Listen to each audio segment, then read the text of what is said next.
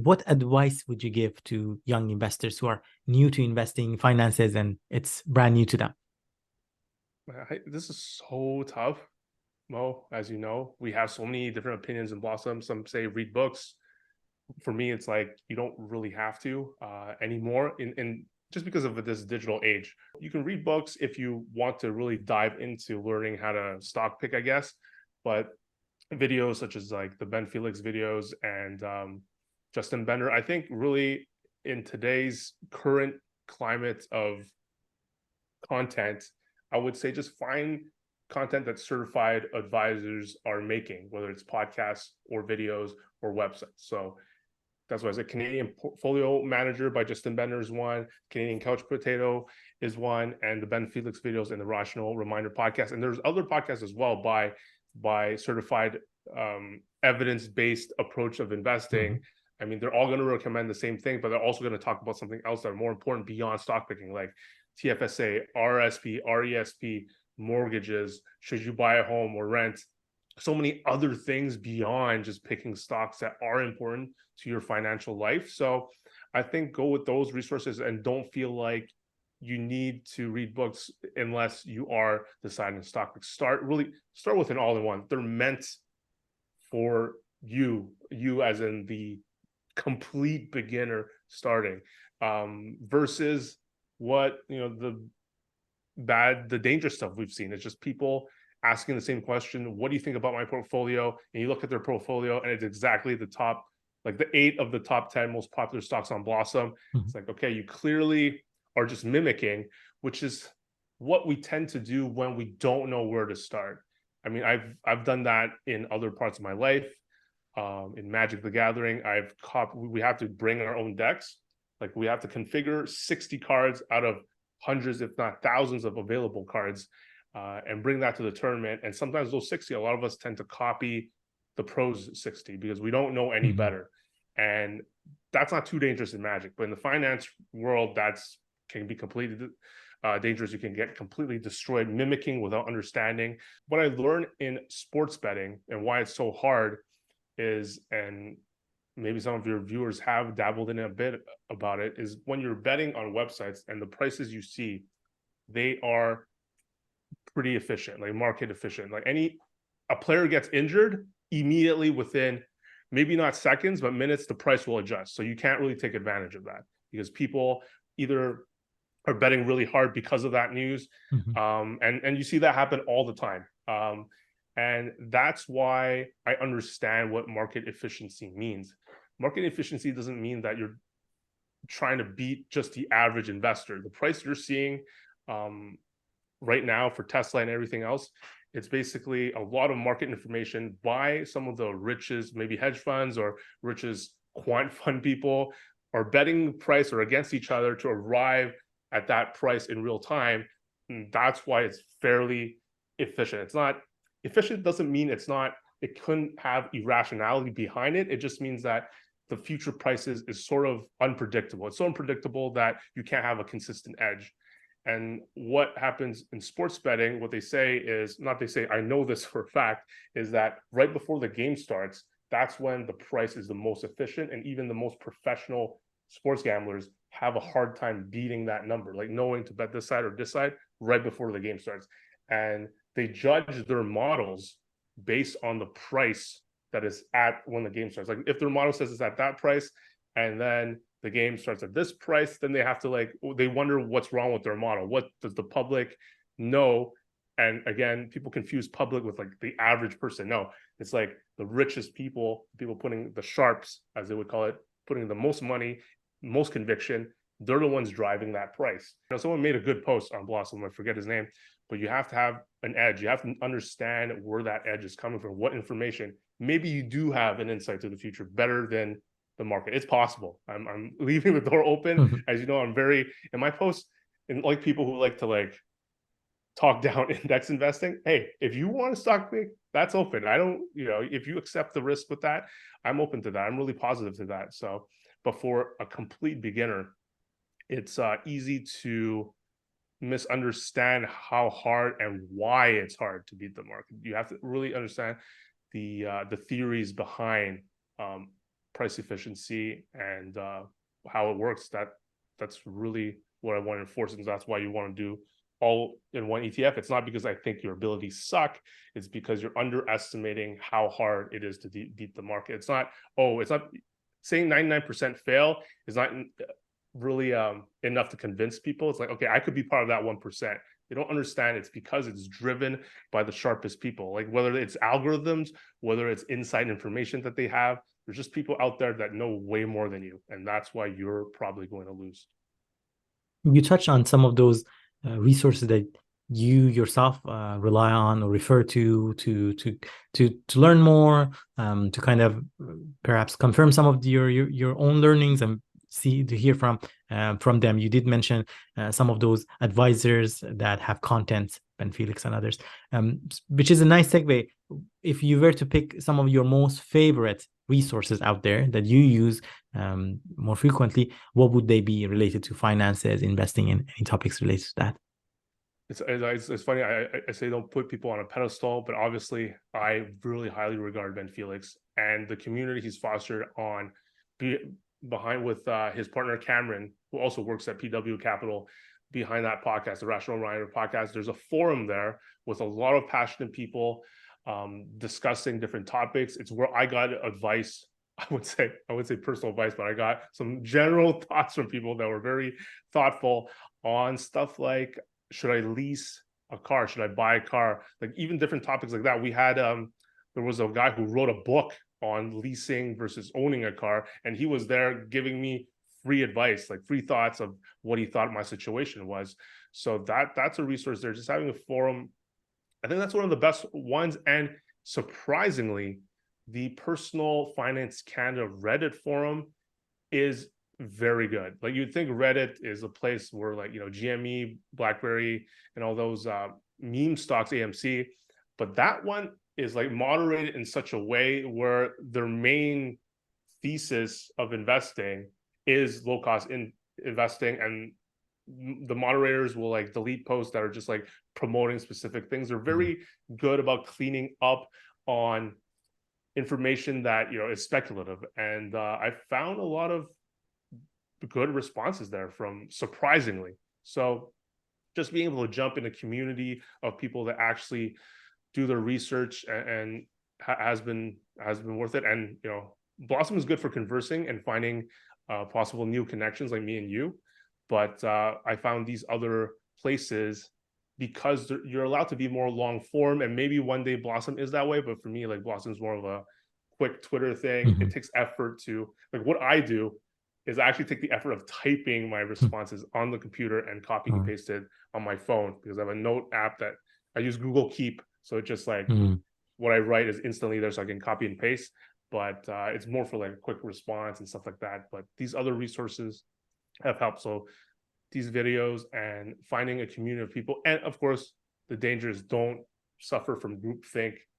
Don't like listen to everything and just believe in everything that everyone else says, or else you're not gonna expand on ideas that might be counter to that one day. Like some stuff might be wrong. Like even Ben Felix realized that, hey, maybe stocks aren't as safe as people think it is in the long run. I think in a recent episode, he said like 20% of the time, even after 25 or 35 years, you might be down money with a 100% stock allocation. So like to your point, to our discussion earlier, I might get completely killed. But you can't, it's not a complete free lunch. You have to take risks. So and we learn as we go through it too. To your point, I guess, and thanks for sharing those ones, KYT. I think those seems to be very good resources out there. Ben Felix, I follow him on YouTube, but I haven't really dabbled too much into that forum. But I've heard from some of my colleagues as well that there is that forum that you talked about.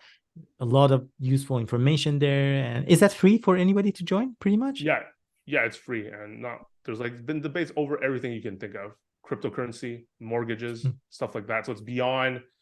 There's a lot of people who create their own ETFs or based on multiple ETFs. So it's not everyone just like copying what I do. It's a lot of different information and different people coming in. Do you envision or consider yourself pursuing early retirement at all? Yeah, I think you came out with a thread on Blossom, and I actually said that I would like to retire and do things that I'm more passionate about, like editing websites, even if it's in the field that I want, but it's still for someone else. It's not necessarily that I'm always passionate about, like promoting sales or stuff like that. And when we have some, like, I have to make graphics for Boxing Week sale and stuff like that. It's not necessarily, I'd rather do something else with my time. I'd rather play the game itself that I'm passionate about. So I think I said hopefully low 40s, but like that's you know, I was very, okay, that's the other thing. I was very too optimistic at one point when I had the cryptocurrency, when I had my portfolio was at its very top. I was like, wow, I might be able to retire before 40. That, you know, that's a dangerous. Don't be too optimistic. It happens to someone like even me, who's just like a super indexer right now, but hopefully low 40s. And not to stop working, but then I could do stuff like more YouTube videos or other things that make me money, blog again about different things. And even though I know I won't make as much money to start, I mean, just enough to chip in and still be part of contributing to the family while doing what I love would be the dream. I'm gonna be sharing a few words with you, KYT, and the ask is maybe tell us very briefly what is the first thought that comes to your mind. It doesn't have to be like a very well thought of answer. It's almost like think about like Toastmaster table topics, but very short version of it. That just immediately that immediate thoughts coming to your mind. So first one, not surprisingly, is financial independence, retire early. Hoping that I get there someday, hoping I get there without having to go crazy like some people, like saving 95% of their income to reach it really fast. Hopefully I can get there living a rather normal life. Blossom. Great app with lots of beginners and a lot of alarm bells that ring in my head for sure for beginning investors. Money. Very important and something that I underrated. They say money is not everything, but we want to think that, but just the way the society works and how our lives live, it's actually, unfortunately, as you know, you're not very important. It's not like those movies or stories I read, like money's not everything. Unfortunately, it is. Mutual funds. Still fine for people that don't know anything, or is dangerous to. First thought I think about, like, again, lots of Blossom stuff just because of me and you here. Like some guy said, like, man, I'm trying to take my mom and my dad's money away from mutual funds and start, you know, stock picking or whatever, start copying people on Blossom. I'm like, oh my God, like that's a lot of money that they have, and I can't believe they're gonna let you do that. So there might be a place for mutual funds to be safe for people who really, really, really don't want to touch anything. But go with a robo advisor. For those of you who are in mutual funds are really intimidated, just do robo advisors, save on the 2%. But I can see a world where mutual funds are better for some people than letting other people touch it. I hear you. Poker. Very passionate, skill, and frustrating game that can lead you to being results oriented. I don't know. That's what the first thought I have right now. Traveling. Love it. Planning to go to Thailand sometime later this year, and excited never been. And to go back to Hong Kong to see my grandma on my mom's side that I haven't seen for years, and she's never met my wife and my daughter. So really, really excited for that to happen. That's super exciting. Financial advisors. Great, but at this stage in life, you can get free advice online and free good advice, which is kind of crazy. Ben Felix. Probably the best YouTuber just the best YouTuber for finance. Just not just his videos are very well, they're the questions that you want answered, like market timing, everything. He has a clip for everything you could possibly think of as a beginning investor, and I think that's a crazy resource to have. Quebec. Love it, but my French is deteriorating over time, so that is a concern. That is a concern of mine. I don't have enough French friends. And last but not least, KYT. Someone that's just like that likes to slice through the data, and very competitive strategy gamer that doesn't really do like poker players. Think of poker as like a best thing. A lot of people, casual gamers, including relatives of mine, my dad, my uncle, might think they saw poker on TV. Oh, it's just looking at people's faces and getting knowing whether they bluff or not. Well, no, it's like the game is actually a lot of math and a lot of stats, and making decisions on that. And that's the same thing for everything else. So I would say I am a ruthless stats and data guy, and that's what I want my viewers to think of why they watch me. Like, it's not, I don't talk about my background a lot, and I guess I've been able to gain a bunch of followers just from my natural positive personality alone. But I also think maybe some people realize they like listening to me because I explain things and have actual reasons behind them.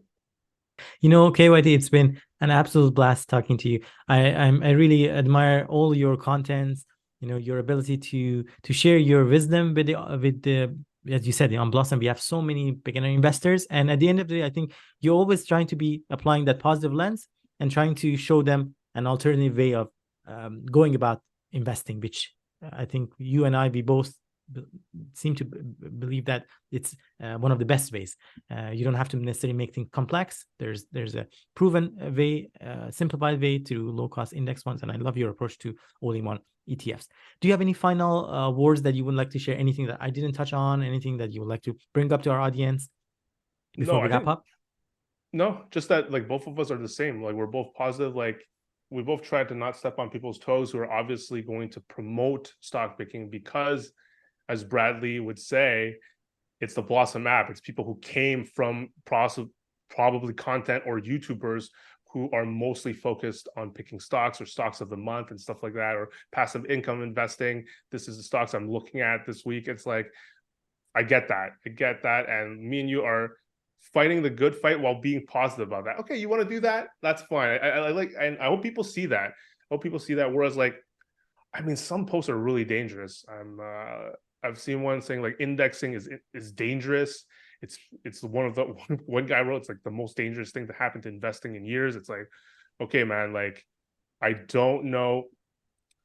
I know you have to convince yourself that stock picking is the right strategy, but please, like, don't spread dangerous information to beginning investors.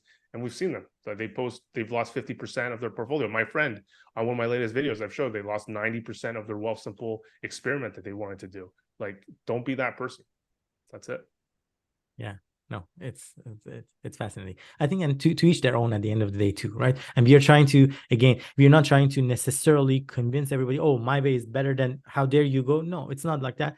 We are just trying to also have that healthy conversation and debate. And to your point, not trying to, it's not probably fair to say, oh, my way is the right way, everybody else is wrong. I don't think that's the reality of things, because something might work for others, may not work for us.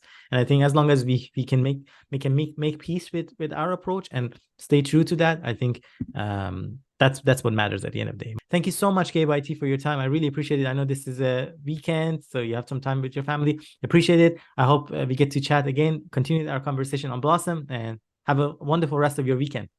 Thank you. I really appreciate you asking me on, and I hope you had a good time. Yeah, of course I did.